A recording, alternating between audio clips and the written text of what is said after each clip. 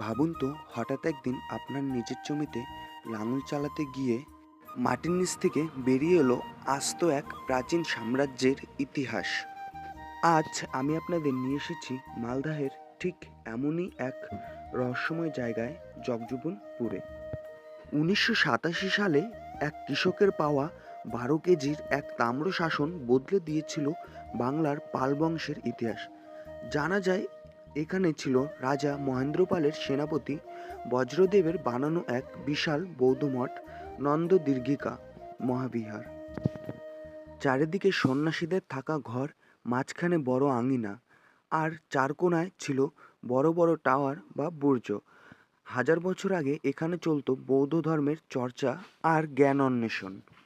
খনন কার্যের সময় এখানে শুধু দেওয়াল নয়, পাওয়া গেছে চমৎকার সব টেরাকোটা ফলক, ব্রোঞ্জের মূর্তি আর প্রাচীন সিলমোহর, যা দেখে বোঝা যায় সেই সময়ের কারিগরি শিল্প কতটা উন্নত ছিল।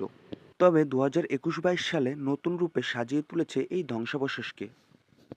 আগে এখানে একটি ছোট্ট মিউজিয়ামের ব্যবস্থা ছিল, তবে এখন আর সেটি নেই। এখন মালদা মিউজিয়ামে সেই সকল জিনিসগুলি সংরক্ষিতভাবে রাখা রয়েছে। বাংলার আনাচে কানাচে এমন কত ইতিহাস যে লুকিয়ে আছে।